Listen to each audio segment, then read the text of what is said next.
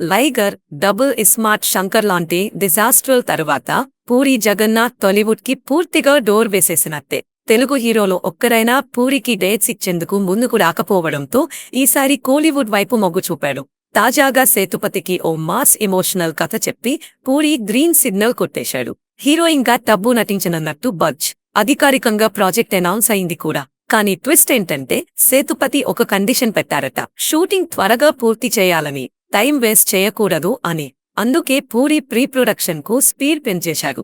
జూన్లో shooting start చేసి 60 రోజుల్లో సినిమా పూర్తి అయ్యేలా ప్లాన్ చేశారు. అయితే అసలైన క్లైమాక్స్ మాత్రం ఇంకా ముందుంది. ఈ ప్రాజెక్ట్కి ఎవరూ నిర్మాతలుగా ముందుకు రాలేదు. పూరి తనే నిర్మించబోతున్నారు. కానీ లైగర్ దెబ్బ వల్ల ఇప్పటి వరకు ఫైనాన్షియల్ గా పూరి రికవర్ కాలేదు. అందుకే ఈ సినిమాకు ఫండింగ్ సమకూర్చడంలో చాలా జాగ్రత్తలు తీసుకుంటున్నారు. ఇక ఈ సినిమా టైటిల్ బెగ్గర్. కథ ప్రకారం విజయ సేతుపతి ఒక మానసికంగా తేడా వచ్చిన బెగ్గర్ పాత్రలో కనిపించనున్నారు.